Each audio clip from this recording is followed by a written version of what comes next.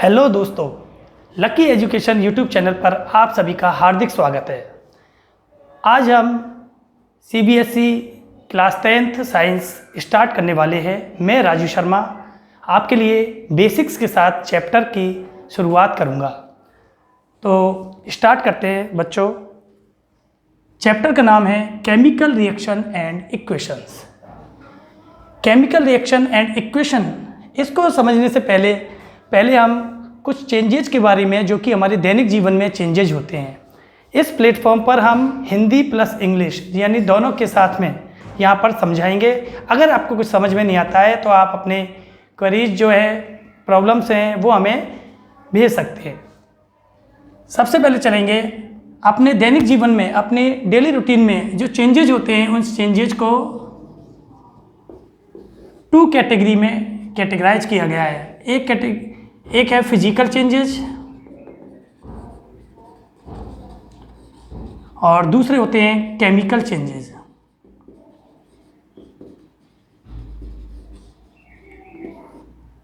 Physical changes, सबसे पहले चलते हैं फिजिकल चेंजेज पे। फिजिकल चेंजेज क्या होते हैं? Changes in which physical properties of the substance change but chemical properties of the substance remain unchanged. इसका मतलब किसी भी पदार्थ में होने वाला वह परिवर्तन जिसमें पदार्थ की फिजिकल प्रॉपर्टी तो चेंज हो जाए, लेकिन केमिकल कंपोजिशन, केमिकल प्रॉपर्टी पर कोई भी इफेक्ट ना पड़े, ऐसे चेंजेस को बोलते हैं physical changes. These changes are unstable. ये चेंजेस जो होते हैं अनस्टेबल होते हैं। उसके अलावा there is no new substance is formed, कोई भी नया सब्सटेंस इसमें नहीं बनता। And these are also reversible changes. ये चेंजेस रिवर्सिबल होते हैं, दोनों दिशाओं में चलने वाले होते हैं, फॉरवर्ड एंड बैकवर्ड, यानी दोनों दिशाओं में चलने वाले चेंजेज होते हैं। और सबसे बड़ी बात है, इसमें कोई भी न्यू सब्सटेंस नहीं बनता, कोई भी नया पदार्थ नहीं बनेगा। एग्जाम्पल की हम बात करें तो कटिंग ऑफ पेपर, कागज़ को हमने काट दिया, तो काटने के बाद जो भी पीसेज होते हैं, उन पीसेज में कोई भी केमिकल चेंज नहीं हुआ। जैसा कागज़ पहले था अभी भी है। हाँ, पीस अलग हो गए, वो एक अलग बात है, लेकिन केमिकल कंपोजिशन एक समान है अभी भी। उसके अलावा कोई भी नया पदार्थ नहीं बना है। सलाद हम बनाते हैं फ्रूट्स की, या फिर हम बोलते हैं वेजिटेबल वगैरह की सलाद बनाते हैं, तो सलाद जो होते हैं वो भी कौन सा चेंजेज है? फिजिकल चेंजेज है। इसके अलावा आपके बहुत सी प्रॉपर्टी देखी होंगी, जैसे फ्यूजन, 9th में देखा है fusion, condensation, sublimation, evaporation, freezing, deposition. ये सभी की सभी जितने भी ये प्रोसेस हैं, सभी की सभी क्या हैं? Physical changes. इसमें कोई भी नया पदार्थ नहीं बना। इसको हम एक एग्जाम्पल से समझा सकते हैं। हमने सपोज दैट बात की, हमने यहाँ आइस की फिजिकल स्टेट क्या होती है? सॉलिड। आइस को हमने हीट दी हमने। हीट देने के बाद किस में कन्वर्ट होता है आइस? वाटर में। वाटर क्या है? फिजिकल स्टेट क्या है उसकी? लिक्विड हो गया। लिक्विड, आपको मालूम है लिक्विड को जब हीट देते हैं तो उसके बाद वो क्या बनता है? वेपर या स्टीम बन जाती है। सीधी सीधी बात करो, स्टीम, भाप बनती है। ये कौन सा है? ये गैस है। सॉलिड का लिक्विड में कन्वर्जन, फ्यूजन।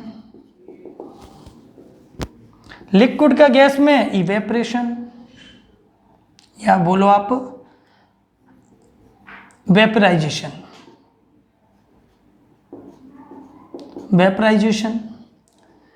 अब यहां पर हम कूल डाउन करें, कूल्ड यानी ठंडा करने पर, वेपर जब ठंडी होती है, और हम बात करते हैं गैस का ठंडा होकर किस में कन्वर्ट होना? लिक्विड में कन्वर्ट होना, इसे क्या बोलते हैं? कंडेंसेशन।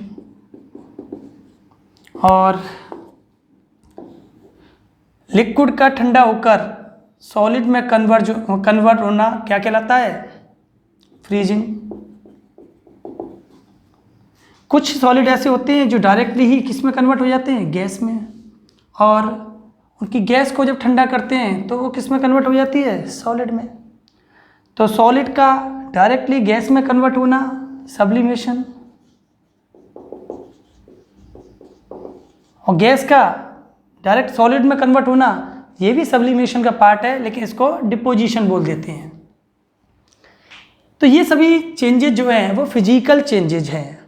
इसमें क्या होता है, आइस जो है वो वाटर में कन्वर्ट हुई, वाटर आइस में, यानी दोनों साइड में चल रहा है। ये चेंजेज कैसे हैं, रिवर्सिबल चेंजेज हैं।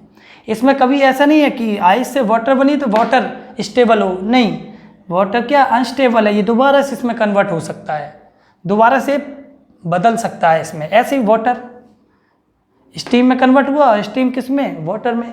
दोनों साइड में, जो दोनों साइड में परिवर्तन चलते हैं उन्हें क्या बोलते हैं हम, फिजिकल चेंजेज। रिवर्सिबल होते हैं, कोई भी नया पदार्थ इसमें नहीं बनता।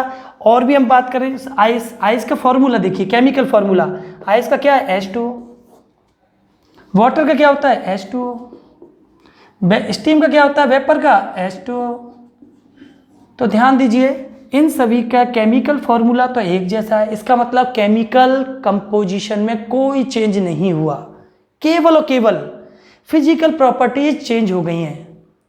तो इसीलिए ये सभी जो परिवर्तन हैं, जितने चेंजेज हैं, ये सभी चेंजेज कहलाएंगे फिजिकल चेंजेज। अब इसके बाद हम चलते हैं केमिकल चेंजेज। और भी बहुत सारे एग्जाम्पल हैं, ठीक है। आप बात कर सकते हैं, आयरन की नेल है, उस नेल में हमने करंट पास किया, और करंट पास करने के बाद वो नेल जो होती है, आयरन नेल, वो बिहेव करने लग जाती है मैग्नेट की तरह से। मैग्नेट की तरह बिहेव करने लगेगी तो ऐसा नहीं है कि वो मैग्नेट बन गई है, वो कुछ समय तक, जब तक उसमें करंट फ्लो हो रहा है तब तक वो बिहेव कर रही है मैग्नेट की तरह। जैसे ही करंट उसमें क्या करेंगे, हम बंद करेंगे, वैसे ही वो दोबारा से एक नॉर्मल आयरन रॉड की तरह बिहेव करने लगेगी। इसका मतलब ये चेंज भी कैसा है, फिजिकल चेंज, केमिकल प्रॉपर्टी नहीं बदली है आयरन नेल की। उसके अलावा लाइट को हम क्या करते हैं, switch on switch off, bulb को जलाते बंद करते हैं, तो ये भी कौन सा परिवर्तन है, ये भी फिजिकल परिवर्तन है या फिजिकल चेंजेज है। इसके बाद चलते हैं केमिकल चेंजेज। केमिकल चेंज क्या होता है, changes in which chemical property of the substance change and new substance is formed. नया पदार्थ बन जाना चाहिए, प्रॉपर्टी पूरी तरह से बदल जानी चाहिए। ये जो चेंजेज होते हैं ये स्टेबल होते हैं, और न्यू सब्सटेंस तो बनता ही है इनमें, ये इंस्टेबल होते हैं, सॉरी ये होते हैं स्टेबल चेंजेज होते हैं, हमेशा के स्थायी होते हैं, और इरिवर्सिबल होते हैं। यानी एक साइड में एक पदार्थ से दूसरा पदार्थ बन जाएगा, दूसरे पदार्थ से पुनः पहला पदार्थ जनरली नहीं बनता। और फिजिकल चेंजेस में क्या होता है, जो हमने कॉज लगाया है, यहाँ पर देखिए आइस, आइस को हमने वाटर में कन्वर्ट करने के लिए क्या कॉज लगाया था, क्या कारण था कि इसको हमने हीटेड किया, यानी गर्म किया, इसको गर्म कर दिया तो वो वाटर में कन्वर्ट हो गया। अब जो गर्म किया उसका उल्टा कर दो, अपोजिट कर दो, गर्म की जगह ठंडा कर दो, तो वाटर को जैसे ठंडा किया तो फिर दोबारा क्या बन गया, आइस। तो वहाँ पर जो कॉज था वो कॉज हमने हटा दिया तो दोबारा से पहला पदार्थ प्राप्त हो गया। यहाँ पर ऐसा नहीं होता, ठीक है। यहाँ पर एक बिल्कुल नया पदार्थ बनेगा जिसकी केमिकल प्रॉपर्टीज रिएक्टेंट से बिल्कुल डिफरेंट होंगी। एग्जाम्पल में बात करें, कार्बन या कोल भी बोल सकते हैं, जैसे कोल को ऑक्सीजन की प्रेजेंस में जब बर्न कराते हैं तो कार्बन डाइऑक्साइड गैस बनती है। कोल और ऑक्सीजन इन दोनों की रिएक्शन होगी तो उसके बाद क्या बनता है, कार्बन डाइऑक्साइड। ये कार्बन डाइऑक्साइड गैस की प्रॉपर्टी जो होती है कार्बन ऑक्सीजन से बिल्कुल डिफरेंट है, और ये बिल्कुल एक नया पदार्थ है। यहाँ पर कभी भी कार्बन डाइऑक्साइड फिर दोबारा इनमें कन्वर्ट नहीं हो सकती, यानी ये स्टेबल है। ये चेंजेस कैसे हैं, स्टेबल चेंजेस। उसके अलावा देखिए और एग्जाम्पल की हम बात करें, खाना हम खाते हैं, ये तो कौन सा चेंज है, ये तो फिजिकल चेंज है। लेकिन खाना आप जब अंदर गया, हमारा फूड का जो डाइजेशन होगा, digestion of food is a chemical change. क्योंकि डाइजेशन में क्या होता है, फूड के बड़े बड़े जो पार्टिकल होते हैं, कार्बोहाइड्रेट, प्रोटीन, फैट्स वगैरह जो बिग मॉलिक्यूल होते हैं वो स्मॉल मॉलिक्यूल्स में कुछ सर्टेन एंजाइम्स होते हैं, डाइजेस्टिव जूसेज, उनकी हेल्प से वो छोटे छोटे पार्ट्स में डिवाइड हो जाते हैं, छोटे छोटे पार्ट्स में बट जाते हैं और एक नए पदार्थ का निर्माण होता है। तो डाइजेशन कैसी प्रोसेस हुई, ये भी। उसके अलावा आपने देखा फर्मेंटेशन, ये डंक वगैरह होता है, यानी गोबर जब सड़ जाता है क्या बन जाती है, मैन्योर बन जाए, खाद बन जाती है। तो गोबर और खाद की केमिकल प्रॉपर्टी बिल्कुल डिफरेंट होंगी एक दूसरे से। उसके अलावा आपको मालूम है मिल्क जो होता है कर्ड में कन्वर्ट हो जाता है। दूध और दही दोनों की केमिकल प्रॉपर्टी बिल्कुल अलग है।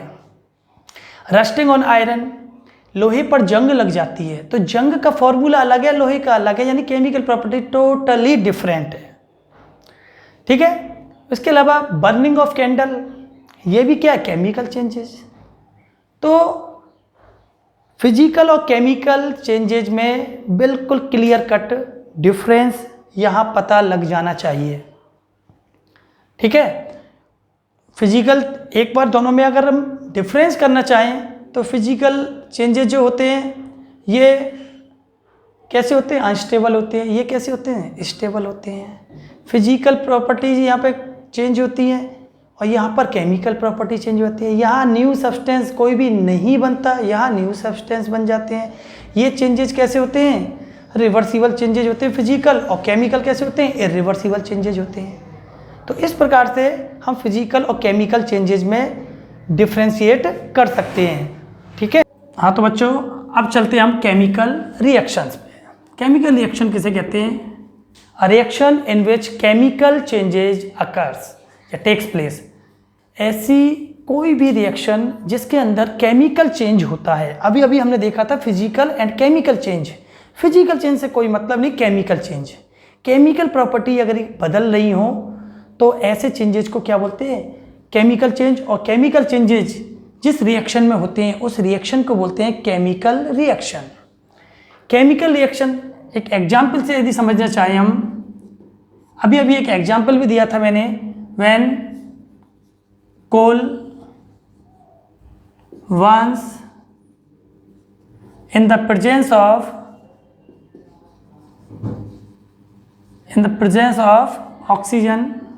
ऑक्सीजन बोल लो, एयर बोल लो, यहाँ पर है ना एयर, देन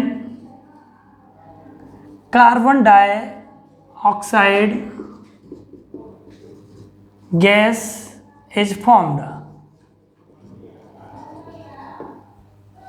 हम जानते हैं तो एक रिएक्शन है ये, जब कोल को, कार्बन को, कोयले को ऑक्सीजन की प्रेजेंस में या एयर की प्रेजेंस में जलाया जाता है या वो जलती है तो उस समय कार्बन डाइऑक्साइड नामक एक गैस प्रोड्यूस होती है, बनती है।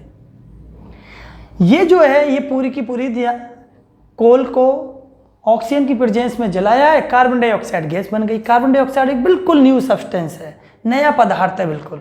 तो ये रिएक्शन कौन सी रिएक्शन है, केमिकल रिएक्शन, क्योंकि इसमें केमिकल चेंज हुआ है। या फिर यहाँ पर कोल का एग्जाम्पल ना लेके मैग्नीशियम रिबन का ले सकते हैं। मैग्नीशियम रिबन को ऑक्सीजन की प्रेजेंस में जब बर्न कराया जाता है तो मैग्नीशियम ऑक्साइड का वाइट क्या बनता है, पाउडर बनता है, एक चूर्ण बनता है। वो भी एग्जाम्पल यहाँ हो सकता है।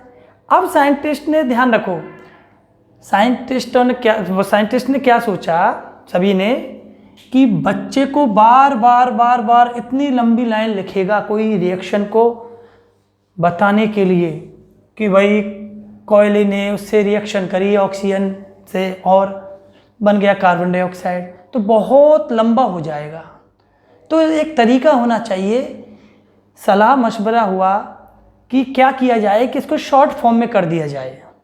तो उन्होंने बोला कि ऐसा करते हैं, इसमें से जिसके मध्य रिएक्शन हुई है, यानी वे पदार्थ जिनमें रिएक्शन हुई है उनको एक साइड लिख लेते हैं और जो कुछ भी बन गया है प्रोडक्ट की फॉर्म में उसको एक साइड लिख लेते हैं।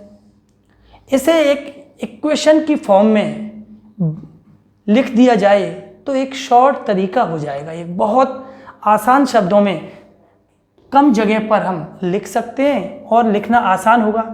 तो यहाँ पर मेन चीज़ कौन कौन सी है, ये वेन वगैरह कोई मतलब नहीं है। वर्ण इन दी प्रेजेंस ऑफ अब ये इंपॉर्टेंट है, देन इज फॉर्म्ड।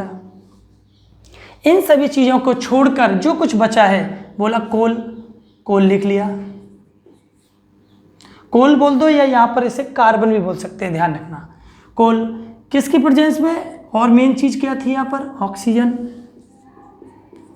ऑक्सीजन, और क्या बना था, कार्बन डाइऑक्साइड, कार्बन डाइऑक्साइड। जिस जिस पदार्थ के बीच में रिएक्शन हुई है उन दोनों पदार्थों के बीच में एक प्लस साइन यूज कर लेते हैं। वहाँ केवल एक ही पदार्थ है तो उसको अकेला रखते हैं, और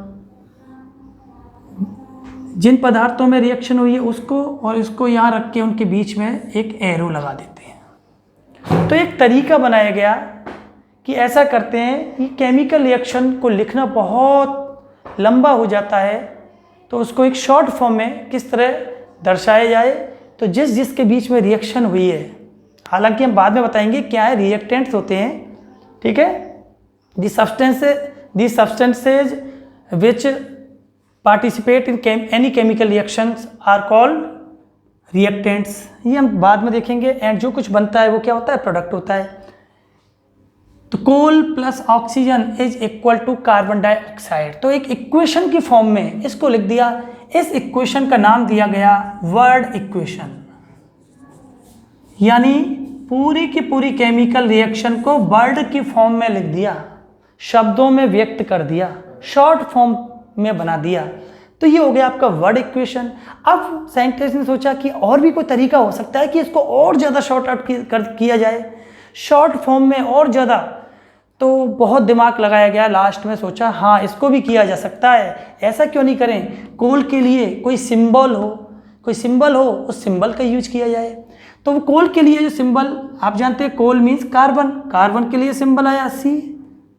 ऑक्सीजन OXYGEN, इतना बड़ा ना लिख के ऐसा करते हैं, इसका फॉर्मूला हो, कोई मॉलिक्यूलर फॉर्मूला हो। ऑक्सीजन गैस का हाँ है O2, एरो किया गया, एरो ही लिखा, और कार्बन डाइऑक्साइड का फॉर्मूला CO2। तो हमने क्या देखा, रिएक्टेंट और प्रोडक्ट को बिल्कुल शॉर्टकट में सिंबल्स और मॉलिक्यूलर फॉर्मूले के फॉर्म में अरेंज करके एक इक्वेशन का निर्माण किया गया। उस इक्वेशन को कहा गया केमिकल इक्वेशन, केमिकल इक्वेशन। तो this is a chemical equation. अब केमिकल इक्वेशन को बना लिया गया, क्या और भी कोई तरीका हो सकता है इससे भी शॉर्ट फॉर्म? देखा गया इससे कोई भी शॉर्ट फॉर्म और ज़्यादा छोटे तरीके से हम इसे व्यक्त नहीं कर सकते, तो यहीं पर रोक दिया गया केमिकल इक्वेशन। अब केमिकल इक्वेशन के हम टाइप्स की बात करें तो केमिकल इक्वेशन 2 टाइप्स की होती है। पहली होती है अनबैलेंस्ड, उसी को हम बोल देते हैं स्केलेटल इक्वेशन, और सेकंड होती है balanced chemical equation.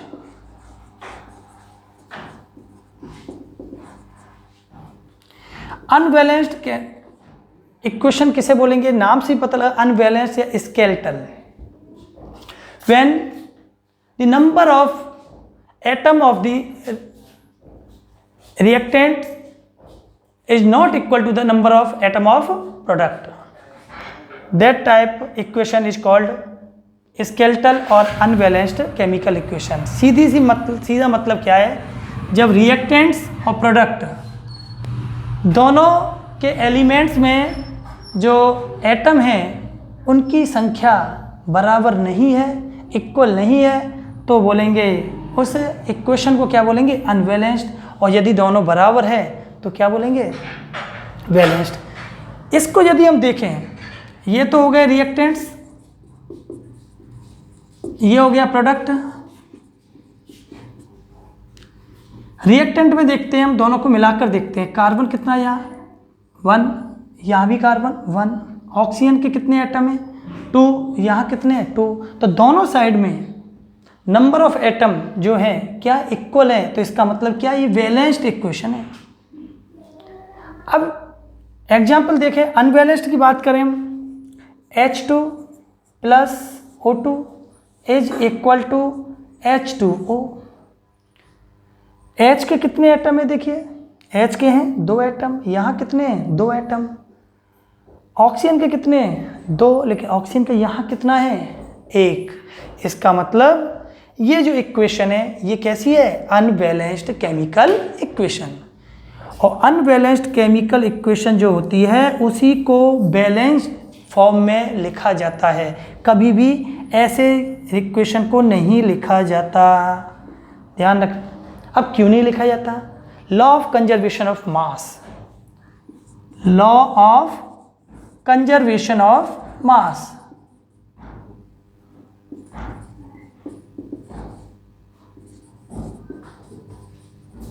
Law of conservation of mass ये क्या है, फादर ऑफ केमिस्ट्री लवॉइजिए, कोई लेवोशियर भी बोल देता है इसको, लेवोइजिए, लेवोशियर, ला शातेलिए, बहुत तरह से प्रोनाउंसिएशन किया जाता है इसका।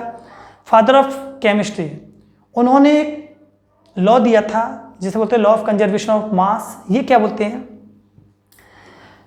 Mass is neither be created nor be destroyed in any chemical reaction. किसी भी केमिकल रिएक्शन के अंदर मास ना तो पैदा किया जा सकता है ना ही नष्ट हो सकता है। आप अगर मास ना समझें तो समझिए एटम को लगाइए, फिलहाल तो समझिए मास का मतलब वेट से लगाइए आप। तो वेट को ना तो या एटम को ना तो बनाया जा सकता है और ना ही नष्ट किया जा सकता है। ओनली क्या होता है, ये रीअरेंज होते हैं किसी भी केमिकल रिएक्शन में। तो एटम को ना बनाया जा सकता है या ना नष्ट किया जा सकता है, केवल इनकी अरेंजमेंट चेंज की जा सकती है या अपने आप अरेंजमेंट चेंज होती है। तो देखो अगर हम समझें इसे तो सीधे तरीके क्या समझ सकते हैं, हमारे पास हमें कोई एक प्लेटफॉर्म बनाना है घर में, हमने कोई मिस्त्री बुलाया, उससे बोला भाई ऐसा करो, हमने ब्रिक ले आए, हम 100 ब्रिक ले आए और हमने बोला कि भाई ये सीमेंट है, बजरी है, पानी है, आप यहाँ पर एक हमारे लिए प्लेटफॉर्म बना, घर के बाहर एक चबूतरा बनाना है। उन्होंने 100 की 100 ईंट जो थी, ब्रिक्स जो थी, वो पूरी काम में ले ली। अब काम में लेने के बाद और एक चबूतरा बना दिया। अब हमसे कोई पूछे, उन्होंने पूरी 100 ईंट उसमें लगा दी थी, अब हमसे पूछे बताओ इसमें कितनी ईंटें हैं, तो हम देखेंगे तो कितनी ईंटें होंगी, वो 100 ही होंगी क्योंकि उन्होंने 100 लगाई थी। इसका मतलब जो ईंटें थी, ईंट, बजरी, पानी, सीमेंट जो थी, ये सभी चीज़ें क्या थी, रिएक्टेंट्स, रिएक्ट करने वाले पदार्थ। और जाके लास्ट में क्या बन गया, प्लेटफॉर्म बन गया। प्लेटफॉर्म के अंदर वो चीज़ें उतनी ही होंगी जितनी हमने लगाई थी। यानी there is no magic in this world, कोई भी जादू नहीं होता दुनिया में। जितना हमारे पास रिएक्टेंट के एटम्स हमारे पास मौजूद हैं, उससे उतना ही प्रोडक्ट बन सकता है। कभी भी ऐसा नहीं होगा कि ज़्यादा बन जाए या कम बन जाए। और एग्जाम्पल से देखिए, एग्जाम्पल से यदि और समझे हम, N2 plus H2 is equal to बनता है NH3। Nitrogen hydrogen gas react करके अमोनिया बनाती हैं।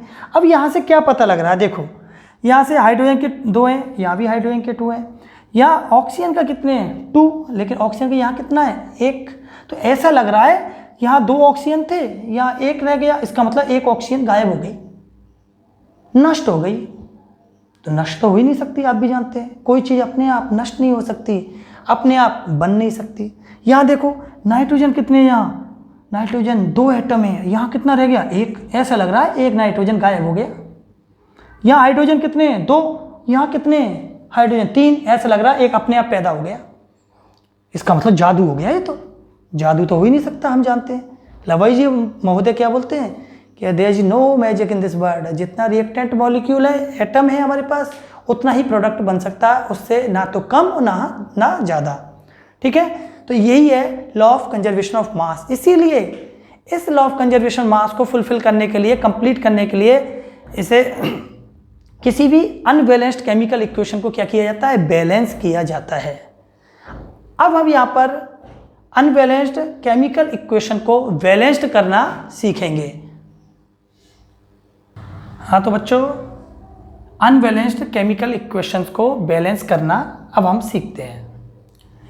सबसे पहला काम क्या होता है, कोई भी इक्वेशन हमको दी गई हो तो उसमें क्या करते हैं, सबसे पहले ये देखते हैं कि ये हमको बेवकूफ़ बनाने के लिए दी है, क्या पता वो रियल में पहले से ही और कि बैलेंस्ड हो, वो बैलेंस्ड है कि अनबैलेंस्ड है। सबसे पहला काम होता है चेक करना कि वो बैलेंस्ड है कि अनबैलेंस्ड है। तो रिएक्टेंट और प्रोडक्ट जो होते हैं उनमें जितने भी एलिमेंट होते हैं उस एलिमेंट्स के अंदर जो एटम है, एटम के नंबर्स को चेक करते हैं। अगर वो पहले से ही बैलेंस्ड है तो उसे हम बैलेंस्ड नहीं करेंगे। ऑलरेडी बैलेंस्ड रिएक्शन भी दी गई हैं काफ़ी बार। तो देखिए यहाँ देखते हैं एफ ई। अब ये मत सोचना कि एफ अलग है ई अलग है। बड़े भाई के साथ छोटा भाई कभी भी आ जाए, यानी बड़े मियाँ के साथ छोटे मियाँ, कैपिटल लेटर के साथ स्मॉल लेटर कभी आ जाए तो एक ही एलिमेंट होता है या एक ही एटम होता है। फिलहाल के लिए एटम समझिए, वैसे ये एलिमेंट है, ठीक है। यहाँ देखिए एफ ई कितनी बार आया है, ये कितनी टाइम्स है, 1 टाइम्स। यहाँ एफ ई कितना है, 3 टाइम्स। केवल और केवल एक एटम कहीं भी अगर डिसिमिलर मिल गया, आपको अलग मिल गया, अपने आप समझ जाओ अनबैलेंस्ड है, यानी स्केलेटल इक्वेशन है। और देखने की जरूरत ही नहीं है आपको कहीं पे कि ओ एच को भी देख रहे हो, ओ को भी देख रहे हो, ऐसा कुछ भी नहीं है। केवल और केवल एक अगर कोई भी एटम आपको डिसिमिलर दिख गया तो अपने आप समझ जाओ ये तो अनबैलेंस्ड है। पहला काम चेक करना। दूसरा काम क्या होता है, जितने भी रिएक्टेंट और प्रोडक्ट मॉलिक्यूल्स हैं उन मॉलिक्यूल्स के फॉर्मूले को या मॉलिक्यूल्स को आपको ब्रैकेट में बॉक्स के अंदर बंद कर लेना है। बॉक्स के अंदर बंद सभी को, ऐसा नहीं है कि एफ को अलग किया ई को अलग किया, नहीं। प्लस के साइन से पहले वाला कितना भी बड़ा फॉर्मूला क्यों ना हो, ऐसे प्लस के बाद वाला, तो जो प्लस साइन है इसके पहले और बाद में कितना भी बड़ा फॉर्मूला है, एक ब्रैकेट में या एक बॉक्स, मानिए ब्रैकेट तो नहीं, बॉक्स में इनको बंद कर लेंगे सभी को। ऐसा नहीं है यहाँ H2 को कर दिया और रह गया, नहीं, पूरा की पूरा। यहाँ देखो Fe3O4 पूरा आएगा, पूरा की पूरा। मैं इसीलिए बता रहा हूँ प्लस के चिन्ह से पहले वाला कितना भी बड़ा फॉर्मूला पूरे को कीजिए बंद। हाइड्रोजन देखिए यहाँ बंद। अब एक चीज ध्यान रखना है, बॉक्स के अंदर हमें हाथ नहीं लगाना, करंट लग जाएगा नहीं तो। बॉक्स के अंदर कुछ भी नहीं करेंगे हम, ठीक है। जो फॉर्मूला जैसा है, मॉलिक्यूलर फॉर्मूला जो हमने पैक कर दिया एक बार, उसके अंदर हम किसी भी कीमत पर छेड़छाड़ या चेंज नहीं कर सकते, ये ध्यान रखना है। तो देखिए इसके लिए क्या करते हैं, फिर एक टेबल बनाते हैं। अब टेबल नहीं, आप तो सीधा सीधा कीजिए। टेबल क्या, यहाँ देख लीजिए आप, रिएक्टेंट और प्रोडक्ट में देखिए सबसे बड़ा, यानी रिएक्टेंट और प्रोडक्ट में आपको ये देखना है कि ऐसा कौन सा एटम है जिसका नंबर सबसे ज़्यादा है। तो यहाँ देखेंगे एफ ई कितनी बार आया है, 1 बार, 1 इसके ऊपर। यहाँ एफ ई कितनी बार, 3 बार, तो 3 लगा दिया। एच कितनी बार है, 2 बार। एच कितना है, 2 बार। ऑक्सीजन कितना है, 1 टाइम। ऑक्सीजन कितना, 4 टाइम। अब यहाँ देखते हैं सबसे बड़ी डिजिट कौन सी है, तो बड़ी डिजिट दिख रही है, ऑक्सीजन के लिए आया है 4। तो ऑक्सीजन का यहाँ 4 है और यहाँ कितना है ऑक्सीजन का कितना है, 1। तो यहाँ पर ऐसा नहीं, ऐसा मत कर देना यहाँ 4 है यहाँ 1 है तो ऐसा कर दो 3 लगा दिया, नहीं, यहाँ मल्टीप्लाई होगा। तो 1 में कितने का मल्टीप्लाई करें कि वो इसके इक्वल आ जाए, तो कितने का, 4 का करेंगे। और ऐसा नहीं है कि इस ब्रैकेट के या उस बॉक्स के अंदर यहाँ 4 लगा दिया, नहीं, जो भी कुछ चेंज होगा कभी भी बॉक्स के अंदर ना होकर उसके बाहर होगा। थप्पड़ मुंह पे मारते हैं तो मुंह पर लगाना है जो लगानी है डिजिट, तो कितना लगाना पड़ेगा, 4 यहाँ लगा दिया। अब दोबारा से फिर सब कुछ चेंज हो सकता है। एफ ई का 1 है, एफ ई का कितना है, 3। अब देखो हाइड्रोजन कितने हैं, 2 नहीं है, 2 4 जा 8, तो हाइड्रोजन यहाँ कितने हो गए, 8। यहाँ हाइड्रोजन कितने हैं, 2, चलो ठीक है। ऑक्सीजन कितना है, 8 मत सुनना, 1 4 जा कितना हो गया, 4। ऑक्सीजन कितना, 4, यानी ऑक्सीजन 4 यहाँ है, ऑक्सीजन 4 यहाँ है, चलो इक्वल है। लेकिन अब सबसे बड़ी डिजिट कौन सी रह गई, अब रह गई 8। किसके लिए आया, हाइड्रोजन के लिए। हाइड्रोजन 8 यहाँ है, वहाँ हाइड्रोजन कितनी है, वहाँ 2 है या यहाँ लगा लो 2 है। तो ऐसा क्या करें कि हम इक्वल कर लें, दोनों को बराबर कर लें। तो कितने से मल्टीप्लाई करना पड़ेगा? 4 से। 4 से मल्टीप्लाई हुआ तो यहाँ भी हाइड्रोजन कितने हो गए? 8। 8 से 8 कैंसिल। अब केवल और केवल एक ही एलिमेंट बचा है। Fe के यहाँ कितना है? 1। Fe के यहाँ कितने हैं? 3। तो ऐसा क्या किया जाए, वहाँ मल्टीप्लाई होगा कि यहाँ होगा? जो छोटी डिजिट होती है उसकी तरफ ही। आप भी जानते हो तराजू जो होता है, तराजू में किधर की साइड में वेट को बढ़ाते हैं? जिधर कम होता है वहाँ बढ़ाते हैं इक्वल करने के लिए, कि जिधर ज़्यादा होता है तो कम होता है उधर लगाते हैं। यहाँ पर Fe 3 है, यहाँ पर Fe 1 है, तो कितने का मल्टीप्लाई? 3 का। अब आप देख सकते हैं ये एक बैलेंस्ड केमिकल इक्वेशन बन चुकी है। Fe के 3, Fe के 3। ये मत सोचना इसमें तो आगे है इसमें नीचे, इससे कोई मतलब नहीं है। ये बैलेंस्ड इसी तरह से करते हैं। अब इसको देखिए, P4 है या P2 है, तो अपने आप समझ जाओ अनबैलेंस्ड है। तुरंत बॉक्स लगाएंगे। ठीक है, बॉक्स लगा दिया। इसके बाद देखिए P या 4 है, P या 2 है, चल लिख दो ऊपर 4 या 2। ऑक्सीजन कितना है? 2। यहाँ ऑक्सीजन कितना है? 5। तो बड़ी संख्या कौन सी है? 5 वाली। तो ऐसा क्या करें? अब ध्यान दो, ऐसा कभी हो ही नहीं सकता कि हमें ऑक्सीजन तो करनी है, ऑक्सीजन यहाँ 5 है, यहाँ ऑक्सीजन 2 है, इसी को करना पड़ेगा। लेकिन ऐसा कभी भी नहीं कर सकते हम कि 2 में कितने का भी मल्टीप्लाई कर दें। ऐसा नहीं हो सकता 5 आ जाए, क्योंकि होल नंबर में मल्टीप्लाई करते हैं। तो होल नंबर के लिए अब क्या करते हैं, ऐसी कंडीशन में क्या करते हैं, 2 में तो कर देंगे 5 वाला मल्टीप्लाई, और 5 में कर देंगे 2 वाला। ठीक है, 2 का। तो यहाँ पर 2 है तो क्या आया? 5 का, और यहाँ 5 है तो क्या हो गया? 2 का। तो देखिए P4, P 2 2 जा 4, ऑक्सीजन कितने? 2 2 5 जा 10, और 5 2 जा 10। Balanced equation. यहाँ देखिए Fe2, वहाँ Fe 1 टाइम है, तो इसका मतलब अनबैलेंस्ड। पूरे के पूरे को बॉक्स में बंद करो, पूरा की पूरा बंद होगा बॉक्स में।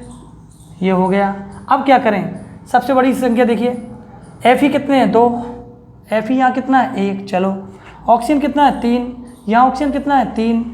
Al कितना है? 1। यहाँ Al कितना है? 2। लेकिन अब यहाँ पे दिक्कत क्या आती है, बहुत से क्या सोचते हैं सर सबसे बड़ी संख्या तो 3 है। देखिए 3 से मतलब नहीं है अब हमें, 3 तो यहाँ भी है और 3 वहाँ भी है, तो दोनों कैंसिल। इक्वल है तो कोई मतलब नहीं है, उसको नहीं करेंगे। अब देखो बड़ी संख्या कौन सी है, यहाँ Fe 2 है और वहाँ Fe कितना? 1। तो ऐसे कीजिए, यहाँ 2 है वहाँ 1 है, तो आगे क्या करिए? कितने का मल्टीप्लाई? 2 का। अब आप देखोगे Fe यहाँ 2 और Fe यहाँ भी कितने हो गए? 2। तो 2 से 2 कैंसिल। अब क्या बचा? एल्युमिनियम का यहाँ 1 है, एल्युमिनियम के यहाँ कितने हैं? 2। तो इसके लिए यहाँ कितने का हो जाएगा? 2 का मल्टीप्लाई। तो इस तरह से ये बैलेंस्ड हो जाएगा। हालांकि आपके बुक में जो है वो टेबल बना के दे रखा है, लेकिन उसका सार यही है। और मैं आपके लिए और भी बहुत सारी इसमें चीज़ें बताऊंगा। मैं इसमें केमिकल ये बैलेंस्ड केमिकल इक्वेशन है, ये हमने कर लिया। इसके अलावा इसको और ज़्यादा प्रभावशाली बनाने के लिए भी कुछ तरीके होते हैं, और जो हमने ये मेथड पढ़ा है, इस मेथड को बोलते हैं हिट एंड ट्रायल मेथड, अनुमान विधि, hit and trial method, hit and trial method. ये तो एक तरीका था बैलेंस्ड करने का केमिकल इक्वेशन को। इसके अलावा एक तरीका और है, बहुत सारे तरीके हैं वैसे तो, लेकिन आपके लेवल पर ये 2-3 तरीके होंगे, उनसे आप किसी भी प्रकार की केमिकल इक्वेशन को इजी वे में आप कर पाओगे। तो बच्चों आज के लिए इतना ही, और आपसे हम विदा लेने का समय आ गया है। और आप सभी इसकी प्रैक्टिस करना घर पे। कोई भी प्रॉब्लम आती है तो कमेंट करना हमारे लिए। Thank you very much.